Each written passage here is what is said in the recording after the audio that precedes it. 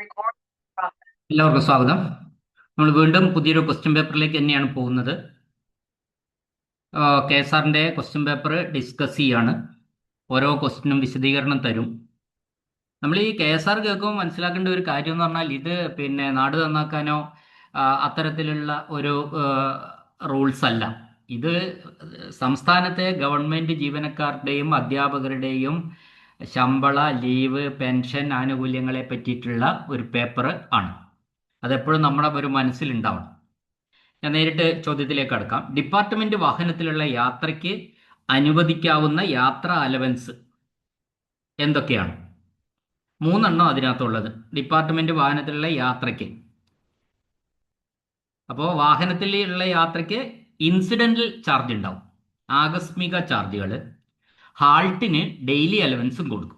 ഒരു ദിവസം 24 മണിക്കൂർ എവിടെയെങ്കിലും ഹോൾട്ട് ചെയ്തിട്ടുണ്ടെങ്കിൽ അതിന് DA കൊടുക്കും. പിന്നെ ഇൻസിഡന്റൽ ചാർജുമാണ്. ഇപ്പോൾ വാഹനം സർക്കാർ വാഹനം ആയതുകൊണ്ട് അത്തരത്തിലുള്ള ചാർജ് അതിൽ നിന്ന് ഒഴിവാകും. അടുത്ത ചോദ്യം. യാത്രാ അലവൻസ് ക്ലെയിം ചെയ്യേണ്ട കാലാവധി 2 വർഷമാണ്. 2 വർഷത്തിനുള്ളിലാണ് യാത്രാ അലവൻസ് ക്ലെയിം ചെയ്യേണ്ടത്. മാക്സിമം ആണ്. ഒരു ഉദ്യോഗസ്ഥന്റെ അധികാര പരിധിയിൽ വിപുലമായ യാത്രകൾക്കായി നൽകുന്ന നിശ്ചിത പ്രതിമാസ അലവൻസ്. അപ്പോൾ ഒരു ഉദ്യോഗസ്ഥൻ അദ്ദേഹത്തിന്റെ പരിധിയിൽ, ഔദ്യോഗിക കൃത്യനിർവഹണത്തിന്റെ പരിധിയിൽ വരുന്ന സ്ഥലങ്ങളിൽ സ്ഥിരമായി യാത്ര ചെയ്യേണ്ട ഒരാളാണെങ്കിൽ അത്തരം ഉദ്യോഗസ്ഥന്മാർക്ക് എന്ത് കൊടുക്കും? PTA കൊടുക്കും. PTA എന്ന് പറഞ്ഞാൽ പെർമനന്റ് ട്രാവലിംഗ് അലവൻസ്. അടുത്ത ചോദ്യം. ഈ PTA എന്ന് പറയുന്നത് നമുക്കറിയാം, ഇപ്പോൾ അസിസ്റ്റന്റ് എഡ്യൂക്കേഷണൽ ഓഫീസർ ഒരു ഇൻസ്പെക്ഷൻ നടത്തുന്ന ഉദ്യോഗസ്ഥനാണ്. എല്ലാ സ്കൂളുകളിലും പോകും. അവിടുത്തെ കൃത്യമായ കാര്യങ്ങൾ, അവിടെ സ്കൂൾ എങ്ങനെ ഫങ്ഷൻ ചെയ്യുന്നു, അവിടുത്തെ സ്കൂളിലുള്ള പ്രശ്നങ്ങൾ എന്തൊക്കെയാണ്, നന്നായി പോകുന്നുണ്ടോ, വൃത്തിയായിട്ട് കാര്യങ്ങൾ നടക്കുന്നുണ്ടോ, ഡെയിലി റൂട്ടീൻ വർക്കുകൾ എങ്ങനെ പോകുന്നു, ഇതെല്ലാം നോക്കേണ്ടതുണ്ട്. അപ്പോൾ എല്ലാ ദിവസവും തന്നെ, ആഴ്ചയിൽ എല്ലാ ദിവസവും തന്നെ ഒരു യാത്ര ചെയ്യേണ്ട ഉദ്യോഗസ്ഥനാണ് ഇത്. അതുകൊണ്ട് തന്നെ അദ്ദേഹത്തിന് പെർമനന്റ് ട്രാവലിംഗ് അലവൻസ് ഉണ്ട്. അപ്പോൾ അദ്ദേഹത്തിന് മിനിമം 8 കിലോമീറ്റർ അപ്പുറത്തേക്ക് പോകണം. അങ്ങനെ 15 ദിവസം യാത്ര ചെയ്താൽ മാത്രമേ PTA കിട്ടുള്ളൂ. പെർമനന്റ് ട്രാവലിംഗ്, അതിന് ടൂർ ഡയറി ഒക്കെ ഉണ്ട്. ഓക്കെ. അടുത്ത ചോദ്യം. റെയിൽ യാത്രയിൽ ഗ്രേഡ് 1 ഉദ്യോഗസ്ഥന് അനുവദിക്കാവുന്ന ക്ലാസ്. ഗ്രേഡ് 1 ഉദ്യോഗസ്ഥന് ട്രെയിൻ യാത്രയിൽ ഏത് ക്ലാസ്സിൽ പോകാം? നമ്മളിത് ട്രാവലിംഗ് അലവൻസ് കൊടുക്കേണ്ട കേസിലാണ് കേട്ടോ. അല്ലാതെ ഗ്രേഡ് 1 ഉദ്യോഗസ്ഥന് ഏത് ക്ലാസ്സിൽ വേണേലും പോകാം. അതല്ല ഇവിടെ ചോദിക്കുന്നത്. ട്രാവലിംഗ് TA ബന്ധപ്പെട്ട് പറയുമ്പോൾ റെയിൽ യാത്രയിൽ ഗ്രേഡ് 1 ഉദ്യോഗസ്ഥന് അനുവദിക്കാവുന്ന ക്ലാസ് ഏതാണ്? ഗ്രേഡ് 1 ഉദ്യോഗസ്ഥന് AC സെക്കൻഡ് ക്ലാസ് AC ആണ്. Second class AC അനുവദിക്കാം. ഈ ഗ്രേഡ് 1 ഉദ്യോഗസ്ഥൻ എന്ന് പറയുന്നത് 50,400 ബേസിക് പേയും അതിന് മേലെയുള്ള ഉദ്യോഗസ്ഥനെയാണ് ഗ്രേഡ് 1 ഉദ്യോഗസ്ഥൻ എന്ന് പറയുന്നത്. 50,400 രൂപ ബേസിക് പേ, അതും അതിൻ്റെ മേലോട്ടുള്ള ഉദ്യോഗസ്ഥരൊക്കെ തന്നെ ഗ്രേഡ് 1 ഓഫീസറാണ്. അടുത്ത ചോദ്യം. 1/7/2023 കേൾക്കണേ. 1/7/2023 40,300 രൂപ ശമ്പളം വാങ്ങുന്ന ഒരു വനിതാ ഓഫീസർ 1/8/2023 മുതൽ 180 ഡേയ്സ് പ്രസവാവധിയിലായിരുന്നു. തുടർന്ന് മെഡിക്കൽ സർട്ടിഫിക്കറ്റ് ഹാജരാക്കാതെ 60 ദിവസത്തെ ശമ്പളമില്ലാത്ത അവധിയും അവർ എടുത്തു. ഓഫീസറുടെ അടുത്ത ഇൻക്രിമെന്റ് എന്നാണ് അവർക്ക് കിട്ടുക? അവര് 1/7/23 കഴിഞ്ഞ ഇൻക്രിമെന്റ് എന്നായി പറഞ്ഞതിൻ്റെ അർത്ഥം. 40,300 രൂപ ശമ്പളം വാങ്ങുന്ന ഒരു വനിതാ ഓഫീസറാണ്. അവര് ജൂലൈ 1 ഇൻക്രിമെന്റ് സാധാരണഗതിയിൽ. അവർക്ക് ഓഗസ്റ്റ് 1 അവർ മെറ്റേണിറ്റി എടുത്തു, 180 ഡേയ്സ്. അതിനെ തുടർന്ന് അവർ 60 ദിവസം ശമ്പളം ഇല്ലാത്ത അവധി, അത് മെഡിക്കൽ സർട്ടിഫിക്കറ്റ് കൊടുക്കാതെ എടുത്തു. അങ്ങനെയാണെങ്കിൽ അവരുടെ അടുത്ത ഇൻക്രിമെന്റ് എപ്പോഴായിരിക്കും? അവരുടെ അടുത്ത ഇൻക്രിമെന്റ് 1/7/2024 തന്നെയാണ്. മെറ്റേണിറ്റി ലീവ് ഇൻക്രിമെന്റിന് പരിഗണിക്കും, 180 ഡേയ്സ്. പിന്നെ ഇവിടെ പ്രശ്നം 60 ദിവസം ശമ്പളമില്ലാത്ത അവധി മെഡിക്കൽ സർട്ടിഫിക്കറ്റ് കൊടുക്കാതെ എടുത്തു എന്നാണ്. അത് ഈ കേസിൽ കുഴപ്പമില്ല. മെറ്റേണിറ്റിയെ തുടർന്ന് 60 ദിവസം വരെ LWA വിത്തൗട്ട് MC എടുക്കുന്നത് സാധാരണ ഡ്യൂട്ടി ആയിട്ട് തന്നെ അത് സർവീസ് കൗണ്ട് ചെയ്യും. മെറ്റേണിറ്റി ലീവിനെ തുടർന്ന് മെഡിക്കൽ സർട്ടിഫിക്കറ്റ് ഇല്ലാതെ എടുക്കുന്ന 60 ദിവസം വരെയുള്ള LWA, ലീവ് വിത്തൗട്ട് അലവൻസ്, എന്തിന് കണക്ക് കൂട്ടും? ഇൻക്രിമെന്റിന് പരിഗണിക്കും. അപ്പോൾ മെറ്റേണിറ്റിയെ തുടർന്ന് 60 ദിവസം LW എടുക്കുക എന്ന് പറഞ്ഞാൽ അത് മെഡിക്കൽ സർട്ടിഫിക്കറ്റ് കൊടുത്തിട്ട് എടുക്കുന്നതിന് തുല്യമാണ്, മെറ്റേണിറ്റിയെ തുടർന്നാകുമ്പോൾ എന്നാണ് അതിൻ്റെ അർത്ഥം. ഓക്കെ, അപ്പോൾ അതിലൊന്നും ഇൻക്രിമെന്റിനൊന്നും ഒരു തടസ്സവും അവിടെ വരുന്നില്ല. 1/7/24 തന്നെ അടുത്ത ഇൻക്രിമെന്റ് കിട്ടും. അടുത്തതൊരു ചോദ്യം, ഏത് തരം അവധിയാണ് മറ്റൊരു തരം അവധിയിലേക്ക് മാറ്റാൻ കഴിയാത്തത്? സ്ഥിരമായിട്ട് ചോദിക്കുന്ന ഒരു ചോദ്യം. സാധാരണഗതിയിൽ അവധികളൊക്കെ തന്നെ ഒരു അപേക്ഷ കൊടുത്തു കഴിഞ്ഞാൽ അത് മറ്റൊരു അവധിയാക്കിയിട്ട് കൺവേർട്ട് ചെയ്യാൻ കഴിയും, നിശ്ചിത പീരീഡിനുള്ളിൽ അപേക്ഷിച്ചാൽ.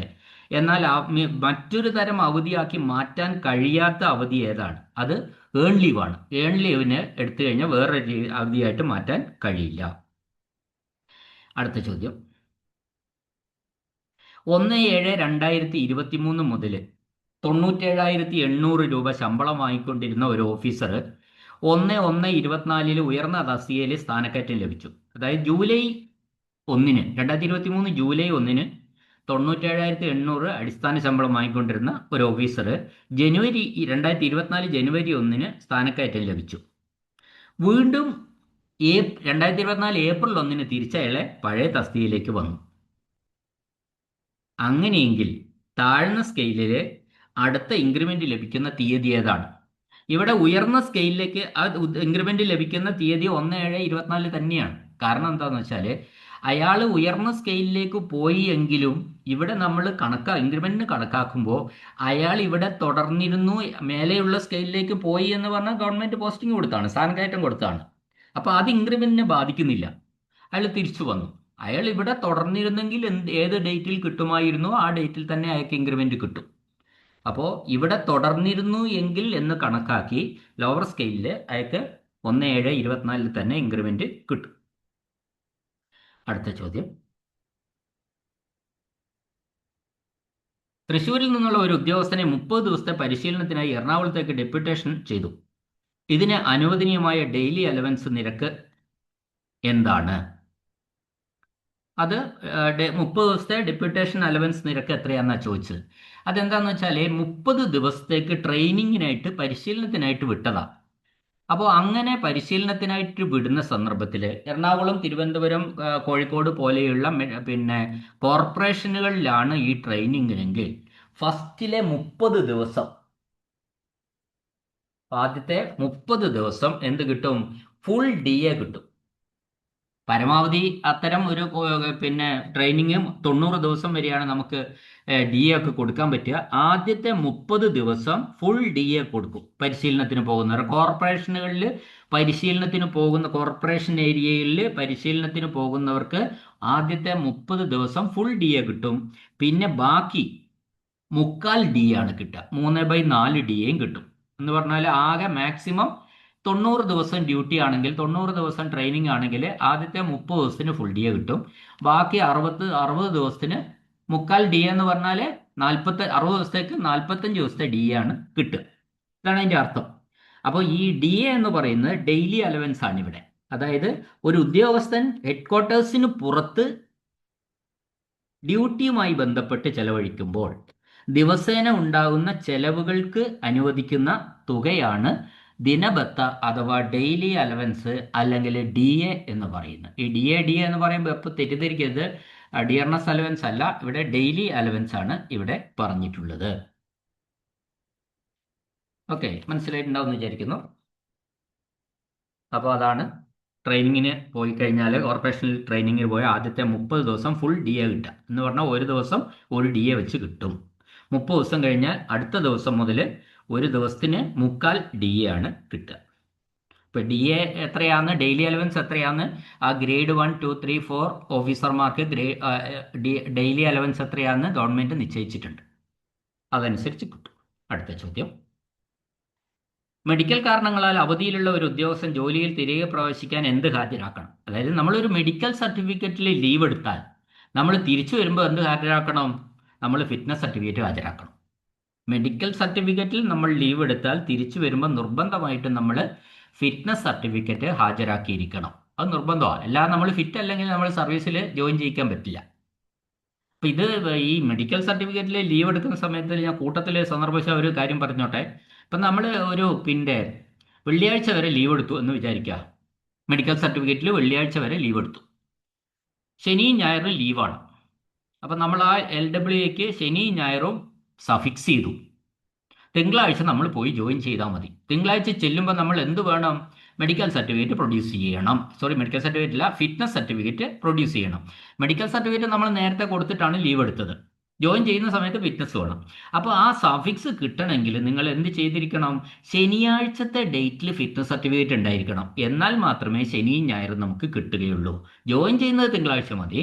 പക്ഷെ വെള്ളി വരെയാണ് ലീവ് എടുത്ത് ശനിയും ഞായറും സഫിക്സ് ചെയ്യുകയാണെങ്കിൽ നമുക്ക് ശനിയാഴ്ചത്തെ ഡേറ്റിൽ ഫിറ്റ്നസ് സർട്ടിഫിക്കറ്റ് വാങ്ങിയിരിക്കണം. അപ്പം നമുക്ക് ശനിയും ഞായറും ഡ്യൂട്ടി ആയിട്ട് കിട്ടും. നമുക്ക് ആ ദിവസത്തെ ശമ്പളവും കിട്ടും. അല്ല, നിങ്ങൾ തിങ്കളാഴ്ചത്തെ ദിവസത്തെയാണ് ഇത് ചെയ്യുന്നതെങ്കിൽ, പിന്നെ ഫിറ്റ്നസ് ഡേറ്റ് കൊടുക്കുന്നതെങ്കിൽ നിങ്ങളുടെ LW ഏതുകൂടി പോകും? ശനിയും ഞായറും കൂടി പോകും. ഓക്കെ. അടുത്ത ചോദ്യം, ഫോറിൻ സർവീസിലുള്ള ഒരു ഉദ്യോഗസ്ഥന്റെ പെൻഷൻ വീതം എപ്പോൾ അടയ്ക്കണം? നമുക്കറിയാം, ഒരു അന്യത്ര സേവനത്തിലുള്ള ഫോറിൻ സർവീസിലുള്ള ഒരു പിന്നെ ഉദ്യോഗസ്ഥൻ, ഇപ്പം ഞാൻ നേരത്തെ ഉദാഹരണം പറഞ്ഞായിരുന്നു. ഇപ്പോൾ ഒരു ജീവനക്കാരൻ, വിദ്യാഭ്യാസ വകുപ്പിലുള്ള ഒരു ജീവനക്കാരൻ സർവ്വശിക്ഷാ അഭിയാനിൽ ജോലി ചെയ്യുന്നു. അപ്പോൾ സർവ്വശിക്ഷാ അഭിയാൻ ഗവൺമെന്റിന്റെ കൺട്രോളിലുള്ളതാണ്. പക്ഷേ ഗവൺമെന്റ് നേരിട്ട് കൺസോളിഡേറ്റഡ് ഫണ്ടിൽ നിന്ന് ശമ്പളം കൊടുക്കുന്ന ഒരു സ്ഥാപനമല്ല ഈ സർവ്വശിക്ഷാ അഭിയാൻ. അതൊരു പ്രൊജക്റ്റാണ്. അതിനൊരു പ്രത്യേക ഫണ്ടും കാര്യങ്ങളൊക്കെ ഉണ്ട്. അവിടെ നിന്നാണ് ഇവർക്ക് ശമ്പളം കൊടുക്കുന്നത്, അവിടെ ജോലി ചെയ്യുന്നവർക്ക്. അപ്പോൾ അങ്ങനെ ചെയ്യുന്നത് കൊണ്ട് ഈ വിദ്യാഭ്യാസ വകുപ്പിൽ നിന്ന് ഒരു അധ്യാപകൻ സർവ്വശിക്ഷാ അഭിയാനിലേക്ക് പോയാൽ അയാൾക്ക് അയാളുടെ പേരിൽ ഗവൺമെന്റിലേക്ക് ആ പ്രൊജക്റ്റിൽ നിന്ന് പെൻഷൻ കോൺട്രിബ്യൂഷൻ അടച്ചിരിക്കണം. 15% പെൻഷൻ കോൺട്രിബ്യൂഷൻ ഓരോ മാസവും. അപ്പൊ എപ്പോഴടയ്ക്കണമെന്നാണ് ചോദ്യം. ഓരോ മാസവും അടയ്ക്കണം. എത്രയുടെ, ഏതിന്റെ 15%? അയാളുടെ സ്കെയിൽ ഓഫ് പേയുടെ അവസാനത്തെ സംഖ്യയുടെ 15%. സ്കെയിൽ ഓഫ് പേ തുടക്കം ഒടുക്കം ഉണ്ടാവുമല്ലോ, അതിന്റെ അവസാനത്തെ സംഖ്യയുടെ 15% അടയ്ക്കേണ്ടത്. അടുത്ത ചോദ്യം, ട്രാൻസ്ഫറിന്റെ യാത്ര എവിടെ നിന്ന് ആരംഭിച്ച് എവിടെ അവസാനിക്കുന്നു? ഈ ട്രാൻസ്ഫർ TA ക്ലെയിം ചെയ്യുമല്ലോ, അന്നേരമാണ് ഇത് ചോദിക്കുന്നത്. അതിനു വേണ്ടിയിട്ടാണ് ഈ ചോദ്യങ്ങളൊക്കെ. ട്രാൻസ്ഫർ എവിടുന്ന് എവിടെ മുതലാണ് അത് ക്ലെയിം ചെയ്യേണ്ടത്? അത് റെസിഡൻസ് ടു ന്യൂ റെസിഡൻസാണ്. ഇവിടെയുള്ള റെസിഡൻസിൽ നിന്ന് പുതിയ റെസിഡൻസ് വരെയാണ് ട്രാൻസ്ഫറിന്റെ യാത്ര. അല്ലാതെ സ്ഥാപനം മുതൽ സ്ഥാപനം വരെ അല്ല. അതാണ് ഓർമ്മിക്കേണ്ട കാര്യം. അടുത്ത ചോദ്യം, ഗ്രേഡ് 1 ഓഫീസിന്റെ ഇൻസിഡന്റൽ ചാർജ് എത്രയാണ്? ട്രാവലിംഗ് എക്സ്പെൻസ് കൂട്ടുമ്പോൾ നമുക്കറിയാം ഇൻസിഡന്റൽ ചാർജും കൂടി നമുക്ക് കിട്ടാറുണ്ട്. അപ്പൊ ഗ്രേഡ് 1 ഓഫീസറിന്റെ ഇൻസിഡന്റൽ ചാർജ് എത്രയാണ് എന്നാണ് ചോദിച്ചിരിക്കുന്നത്. അത് 90 പൈസയാണ്. ഗ്രേഡ് 1 ഓഫീസറിന്റെ ഇൻസിഡന്റൽ ചാർജ് അല്ലെങ്കിൽ ആകസ്മിക ചെലവ്, ഒരു യാത്ര ചെയ്യുമ്പോൾ അയാൾക്ക് യാത്രയ്ക്കുള്ള ചെലവുണ്ടാവും, അതിനോടൊപ്പം ആകസ്മിക ചെലവും ഉണ്ടാവും. അത് കഴിഞ്ഞാൽ അയാൾക്ക് ഹോൾട്ടിന് ഡിയും കിട്ടും. അപ്പൊ ആകസ്മിക ചെലവ് എന്ന് പറയുന്നത് 1 കിലോമീറ്ററിന് 90 പൈസയാണ്. അദ്ദേഹത്തിന് TA കണക്ക് കൂട്ടുന്ന സമയത്ത് ആ രീതിയിൽ ഇൻസിഡന്റൽ എക്സ്പെൻസ് ആയിട്ട് 1 കിലോമീറ്ററിന് 90 പൈസ വെച്ച് കൂട്ടിയിട്ട് അത് വിഡ്രോ ചെയ്യാവുന്നതാണ്. അടുത്ത ചോദ്യം, വിമാനയാത്രയ്ക്കുള്ള ഇൻസിഡന്റൽ ചാർജുകൾ എന്താണ്? അത് 1 DA ആണ്. വിമാനയാത്രയ്ക്കുള്ള ഇൻസിഡന്റൽ ചാർജ് എന്ന് പറഞ്ഞാൽ കിലോമീറ്റർ കണക്കിനല്ല, അത് 1 DA ആയിട്ട് നിജപ്പെടുത്തിയിട്ടുണ്ട്. അടുത്ത ചോദ്യം, ടൂർ യാത്രയ്ക്കിടയിൽ അനുവദിക്കാവുന്ന പരമാവധി തങ്ങൽ സമയം എത്രയാണ്? പരമാവധി ഹോൾട്ട് എത്രയാണ്? പരമാവധി ഹോൾട്ട് എന്ന് പറയുന്നത് 3 months അഥവാ 90 ദിവസമാണ്. ഒരു ടൂർ യാത്രയിൽ, ഏത് യാത്ര ആയിക്കോട്ടെ, അത് നമുക്ക് അനുവദിക്കുന്ന ഈ എല്ലാം നമ്മൾ ചോദിക്കുന്നതൊക്കെ തന്നെ TA ക്ലെയിമുമായിട്ട് ബന്ധപ്പെട്ട കേട്ടോ. യാത്രാബത്ത അയാൾക്ക് കൊടുക്കാൻ വേണ്ടിയുള്ള സംവിധാനവുമായി ബന്ധപ്പെട്ട ചോദ്യങ്ങളാണ് ഇവിടെയൊക്കെ ഉദ്ദേശിക്കുന്നത്. അപ്പോൾ 3 months ആണ് ടൂർ യാത്രയ്ക്കിടയിൽ അനുവദിക്കാവുന്ന പരമാവധി ഹോൾട്ട് ടൈം എന്ന് പറയുന്നത്.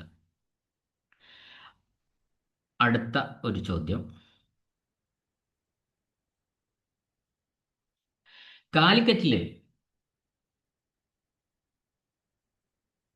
നിന്നുള്ള ഒരു ഉദ്യോഗസ്ഥനെ കൊയിലാണ്ടിയിൽ 14/6/24 കൊയിലാണ്ടിയിൽ ഡ്യൂട്ടിക്കായി നിയോഗിച്ചു. അദ്ദേഹം അന്ന് തന്നെ തിരികെ വന്നു. കാലിക്കറ്റ് കൊയിലാണ്ടി ദൂരം 30 കിലോമീറ്റർ. അർഹമായിട്ടുള്ള ഡെയിലി അലവൻസ് എത്രയാണ്?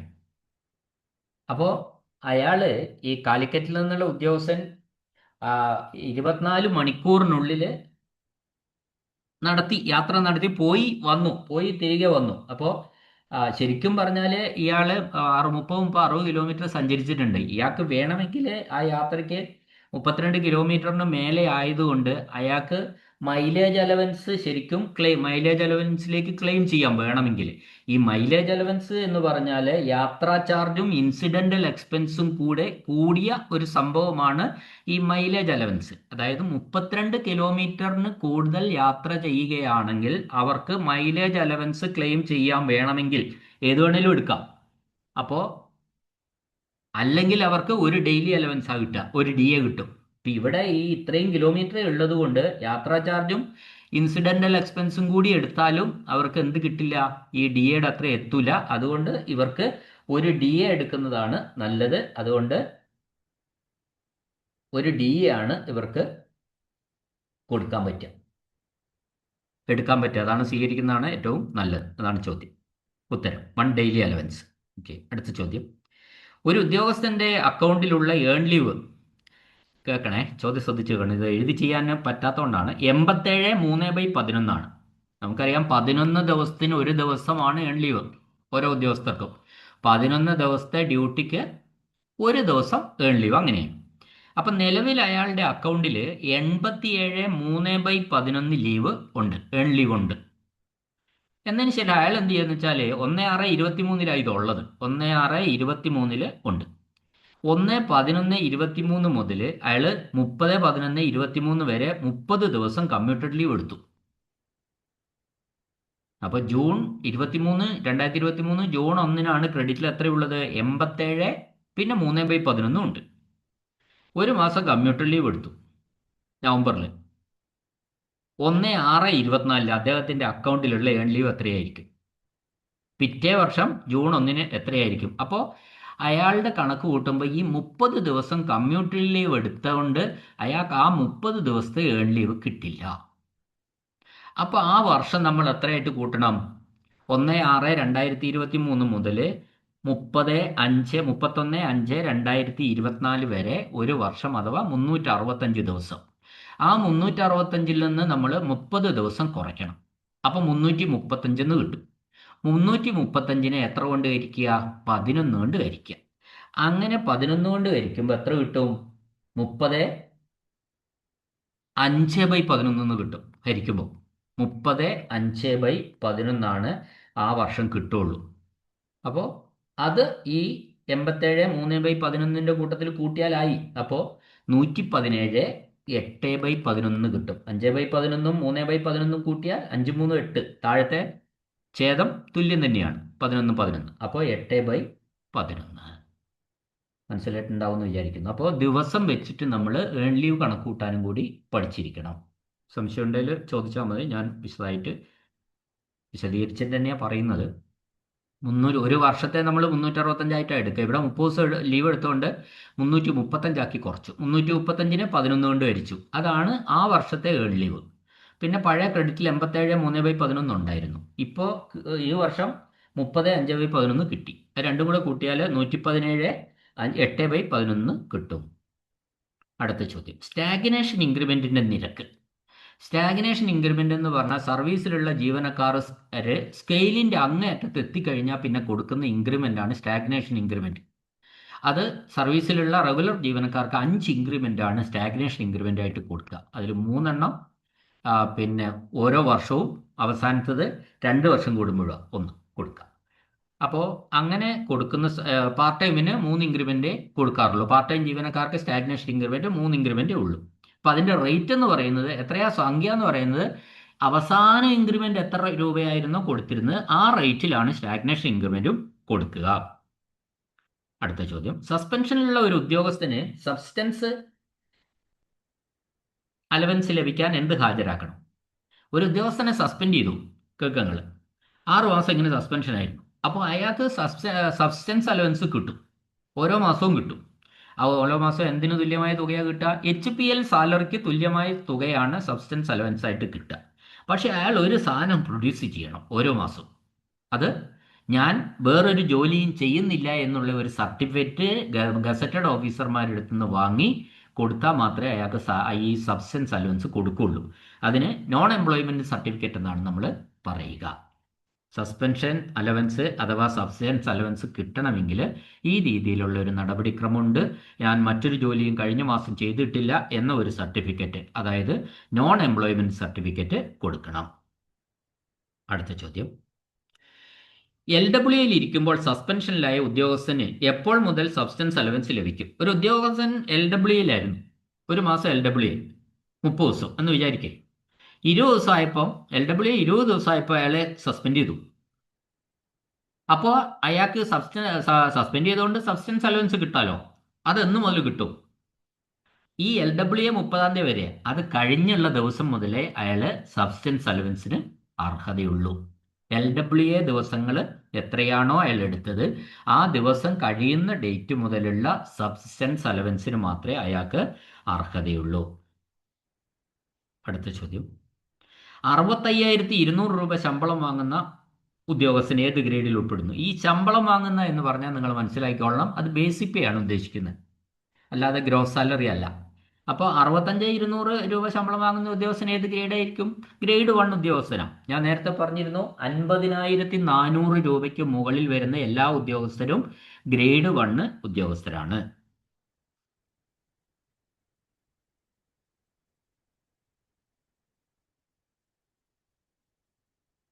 അല്ലേ? ഗ്രേഡ് 1 ഉദ്യോഗസ്ഥരാണ്. എന്തെങ്കിലും കറക്ഷൻ ഉണ്ടെങ്കിൽ, എനിക്ക് തന്നെ ഒരു സംശയം തോന്നിയിട്ടുണ്ട് ഇപ്പോൾ. എന്തെങ്കിലും കറക്ഷൻ ഉണ്ടെങ്കിൽ ഞാൻ കമൻറ്റ് ബോക്സിൽ ഇടാം എന്നാണ് എൻ്റെ ഒരു ധാരണ. ഓക്കെ ആണ്. അടുത്ത ചോദ്യം, ഇവിടെ തന്ന ഉത്തരം തെറ്റിയോ എന്നാണ് എൻ്റെ സംശയം. നോക്കട്ടെ. അങ്ങനെ തന്നെയാണ് എൻ്റെ ഒരു ധാരണ. 50,400 രൂപയ്ക്ക് മുകളിലുള്ള ഉദ്യോഗസ്ഥരൊക്കെ ഗ്രേഡ് 1 ഓഫീസർമാരാണെന്നാണ് എൻ്റെ മനസ്സിലുള്ളത്. തന്നെയായിരിക്കും ശരി. ഓക്കെ. അടുത്ത ചോദ്യം, ബാർ സർവീസിൽ നിന്ന് റിക്രൂട്ട് ചെയ്യപ്പെട്ട ഉദ്യോഗസ്ഥരുടെ പെൻഷൻ ആനുകൂല്യങ്ങൾക്കായി ക്വാളിഫയിങ് സർവീസിൽ ചേർക്കാവുന്ന വെയിറ്റേജ്. അതെ, ബാർ സർവീസ്, അതായത് നമ്മൾ ഒരു കോടതിയിൽ ജോലി ചെയ്തുകൊണ്ടിരിക്കുകയാണെങ്കിൽ, കോടതിയിൽ അഡ്വക്കേറ്റായിട്ട് പ്രാക്ടീസ് ചെയ്യുന്ന ഒരാളാണെങ്കിൽ അയാൾക്ക് അത് അവിടുന്ന് അയാൾ ഗവൺമെൻറ് സർവീസിലേക്ക് വന്നാൽ അയാൾക്ക് എന്ത് ആനുകൂല്യമാണെന്നാണ് ചോദിച്ചത്. അപ്പോൾ അയാൾ പെൻഷൻ, ബാർ സർവീസിൽ പ്രവൃത്തി പരിചയമുള്ളവർക്ക് സർക്കാർ സർവീസ് ചേരുമ്പോൾ പെൻഷന് കണക്കാക്കാം. ആ സർവീസ് 10 വർഷം വരെയുള്ള സർവീസ് പെൻഷന് കണക്കാക്കാം. ബാർ സർവീസ് മാക്സിമം കണക്കാക്കാവുന്നത് 10 വർഷമാണ്.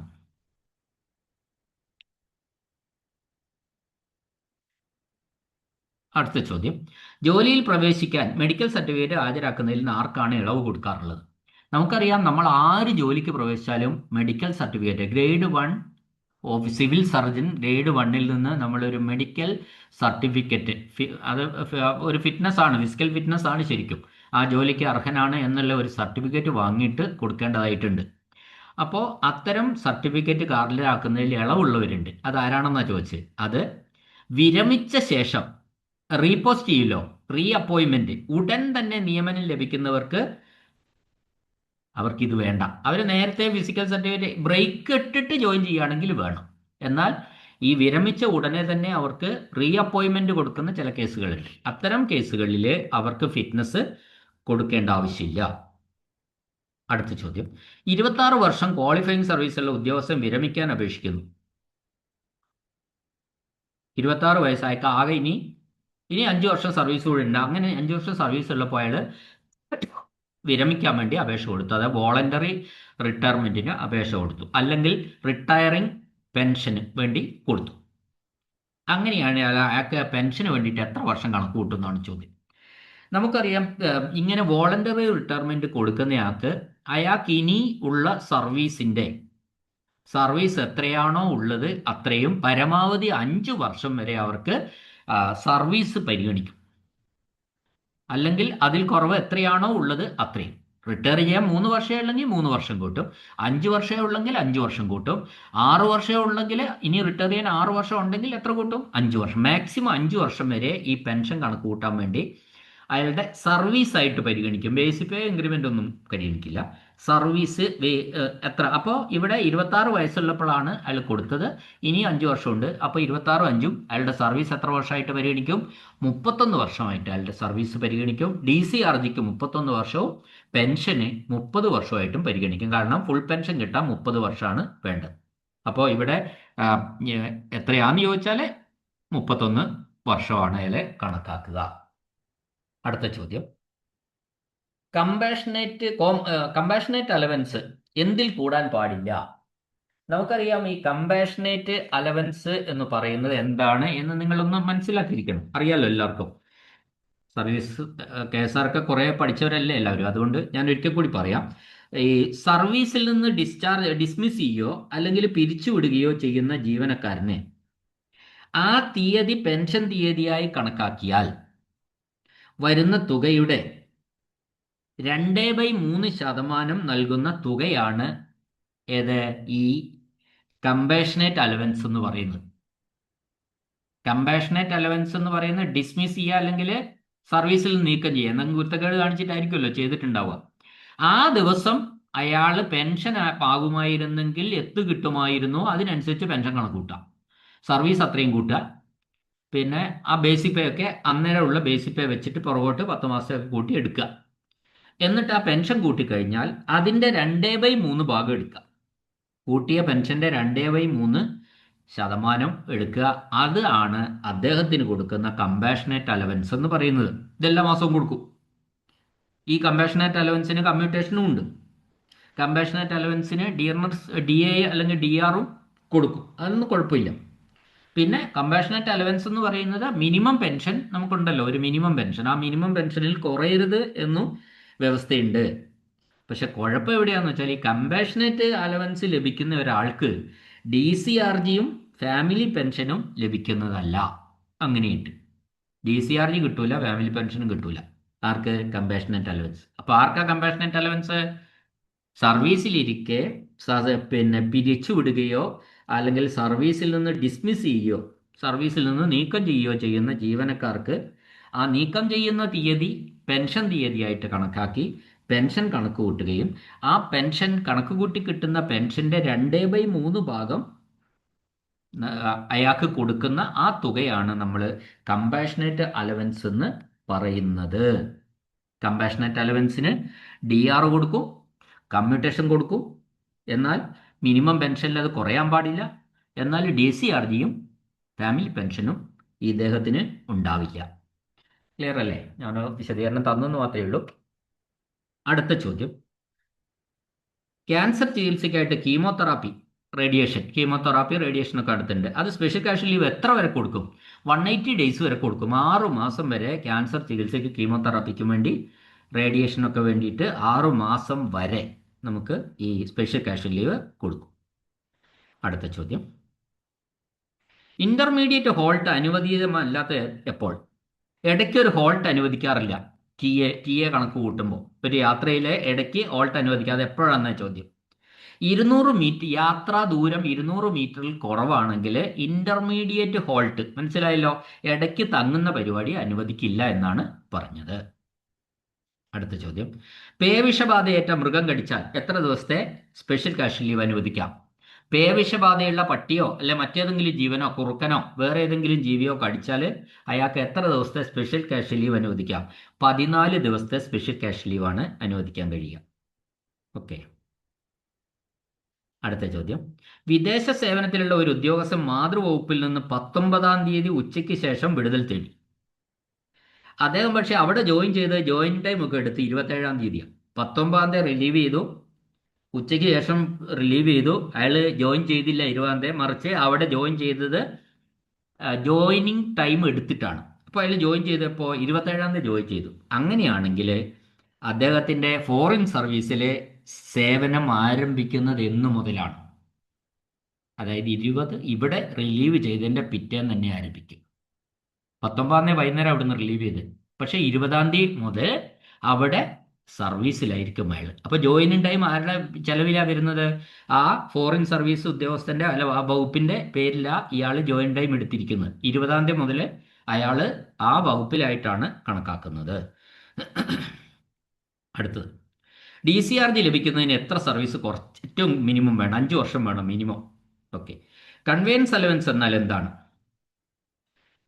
ഔദ്യോഗിക കൃത്യനിർവഹണത്തിനായി സ്വന്തം അധികാര പരിധിക്കുള്ളിൽ നിരന്തരം ആയ യാത്ര ആവശ്യമായ ഉദ്യോഗസ്ഥർക്ക് സ്വന്തം വാഹനങ്ങളൊക്കെ പരിപാലിക്കാൻ വേണ്ടി നൽകുന്ന ഒരു അലവൻസ് ആണ് ഈ കൺവെയൻസ് അലവൻസ് എന്ന് പറയുന്നത്.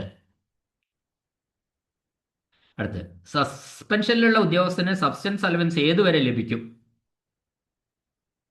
ഏതുവരെയാ ഈ സബ്സ്റ്റൻസ് അലവൻസ് ലഭിക്കാതെ? അത് സർവീസിലേക്ക് തിരിച്ചെടുക്കുന്നത് വരെയോ അല്ലെങ്കിൽ സർവീസിൽ നിന്ന് നീക്കം ചെയ്യുന്നവരെയോ, അത് ഏതെങ്കിലും ഒന്ന് നടക്കുമല്ലോ, അതുവരെ സബ്സ്റ്റൻസ് അലവൻസ് കൊടുക്കും. അടുത്ത ചോദ്യം, ഫുൾ അഡീഷണൽ ചാർജ് ലഭിക്കുന്നതിന് എത്ര ദിവസത്തെ ചാർജ് വേണം? നമുക്ക് ഈ ഫുൾ അഡീഷണൽ ചാർജ് ലഭിക്കാറുണ്ട്.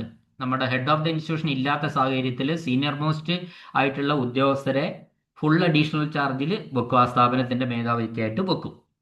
അങ്ങനെ വെച്ച് കഴിഞ്ഞാൽ അതിന് ചാർജ് അലവൻസ് ഉണ്ട്. ആ ചാർജ് അലവൻസ് കിട്ടണമെങ്കിൽ മിനിമം എത്ര ദിവസം വേണമെന്നാണ് ചോദിച്ചത്. അത് 14 വർക്കിംഗ് ഡേ ഉണ്ടായിരിക്കണം. ഇടയ്ക്കുള്ള ദിവസമൊക്കെ കഴിച്ച് 14 വർക്കിംഗ് ഡേ മിനിമം ഉണ്ടായിരിക്കണം.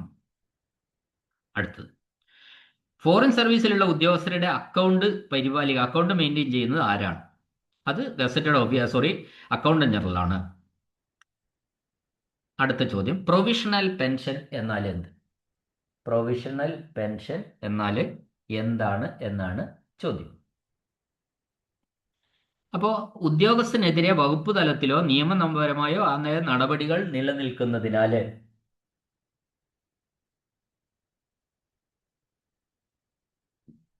സർവീസിൽ നിന്ന് വിരമിച്ചപ്പോൾ നൽകുന്ന പെൻഷനാണ് പ്രൊവിഷണൽ പെൻഷൻ എന്ന് പറയുന്നത്. അപ്പോൾ അതൊരു താൽക്കാലിക പെൻഷനാണ്.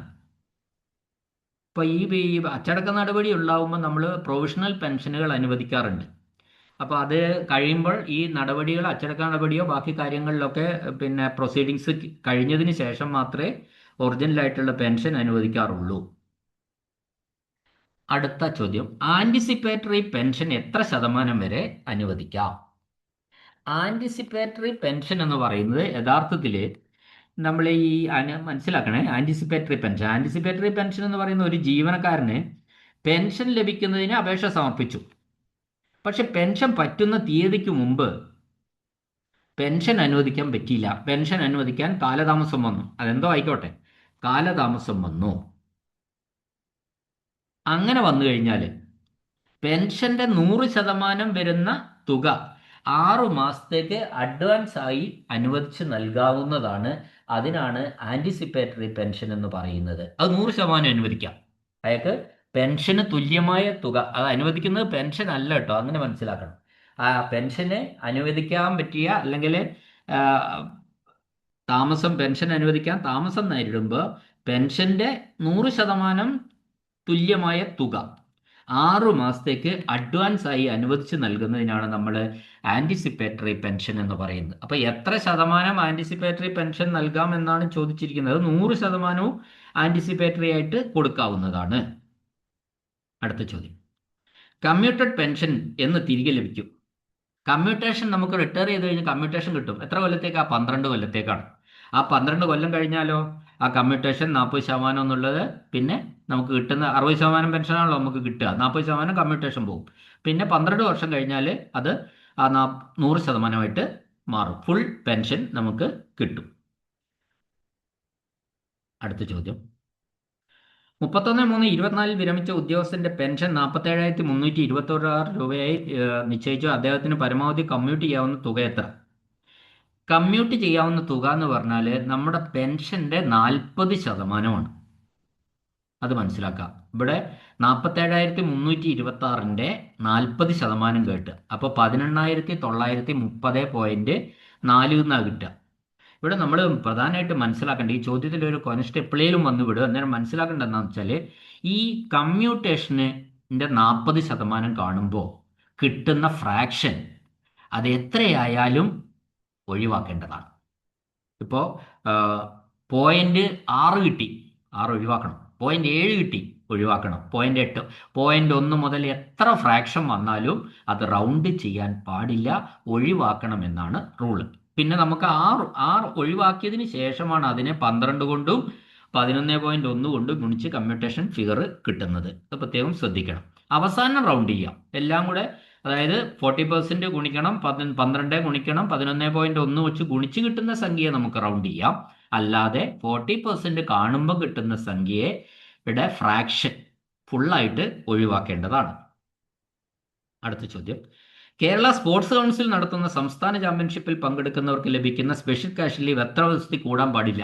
സ്പോർട്സ് കൗൺസിലിൽ ജീവനക്കാർ സ്പോർട്സ് മത്സരങ്ങളിൽ പങ്കെടുക്കാൻ പോകാറുണ്ട്. അവരുടെ സ്പെഷ്യൽ കാഷ്വൽ ലീവ് 15 ദിവസത്തിൽ കൂടാൻ പാടില്ല. അങ്ങനെയാണ്. അടുത്ത ചോദ്യം, ഫുൾ അഡീഷണൽ ചാർജിന് ചാർജ് അലവൻസ് അനുവദിക്കാവുന്ന പരമാവധി കാലയളവ് എത്രയാണ്? നിങ്ങൾക്കറിയാലോ, ഫുൾ അഡീഷണൽ ചാർജ് മിക്കവാറും സ്ഥാപനങ്ങളിലൊക്കെ കിട്ടാറുണ്ട് ഓരോരുത്തർക്കും. ഹെഡ് ഓഫ് ദി ഇൻസ്റ്റിറ്റ്യൂഷൻ ഇല്ലാത്തതോ ലീവ് എടുക്കുന്നതോ അല്ലെങ്കിൽ പുതിയതായിട്ട് നിയമിക്കാത്തതോ ഒക്കെ ആയ സാഹചര്യങ്ങളിൽ ഫുൾ അഡീഷണൽ ചാർജ് അവിടെയുള്ള സീനിയർ മോസ്റ്റ് ആളിന് കൊടുക്കാറുണ്ട്. അത്തരത്തിൽ ഫുൾ അഡീഷണൽ ചാർജ് പിന്നെ അലവൻസ് കൊടുക്കും അതിന്. പക്ഷേ എത്ര വരെ പരമാവധി കൊടുക്കുള്ളൂ?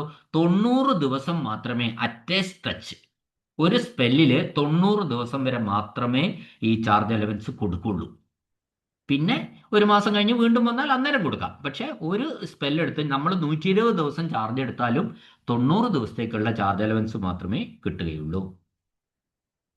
അടുത്ത ചോദ്യം, 14/6/24 ഒരു പെൻഷൻകാരൻ മരിച്ചു. ജൂൺ 14 മരിച്ചു. അങ്ങനെയാണെങ്കിൽ അവർക്ക് ഫാമിലി പെൻഷൻ എന്ന് കിട്ടും? ജൂൺ 14 മരണപ്പെട്ടത്. അപ്പോൾ ഓൾറെഡി ജൂൺ മാസത്തെ പെൻഷൻ അവർ വാങ്ങിയിട്ടുണ്ട്. കാരണം നമുക്ക് ജൂൺ മാസത്തെ പെൻഷൻ എപ്പോൾ കിട്ടും? ജൂൺ 1 കിട്ടും. അപ്പോൾ അവർക്ക് ഫാമിലി പെൻഷൻ എപ്പോൾ മുതലാണ് കിട്ടുക? കുടുംബത്തിന് ജൂലൈ 1 മുതൽ ഫാമിലി പെൻഷൻ കിട്ടും. തൊട്ടടുത്ത മാസം 1 മുതൽ ഫാമിലി പെൻഷനും കിട്ടും. അടുത്ത ചോദ്യം, DCRG കണക്കാക്കുന്നതിന് ഡാഷും യോഗ്യതയുള്ള സേവനവും കണക്കിലെടുക്കുന്നു. DCRG കണക്കാക്കുന്നതിന് എങ്ങനെയാ? അവസാനത്തെ അടിസ്ഥാന ലാസ്റ്റ് ബേസിക് പേയും അതിൻ്റെ DAയുമാണ് ഇത് കണക്കാക്കുന്നതിനുള്ള എടുക്കുന്നത്. അടുത്ത ചോദ്യം, ഒരു സർക്കാർ ജീവനക്കാരന് അനുവദനീയമായ സ്പെക്ടക്കിൾ അലവൻസ്, കണ്ണട അലവൻസ് എത്ര രൂപയാണ്? ഇപ്പം നിലവിൽ 1500 രൂപയാണ് കണ്ണട അലവൻസ് ആയിട്ട് ഒരു സർക്കാർ ജീവനക്കാരന് അനുവദിക്കുന്നത്. അടുത്ത ചോദ്യം, സസ്പെൻഷൻ കാലയളവ് എങ്ങനെയുള്ള സേവനമായിട്ടാണ് കണക്കാക്കുന്നത്? സസ്പെൻഷൻ കാലയളവ് യോഗ്യതയില്ലാത്ത സേവനമായി, treated as non qualifying service എന്നാണ്. അതായത് അത് യോഗ്യകാലമായിട്ട് കണക്കാക്കില്ല.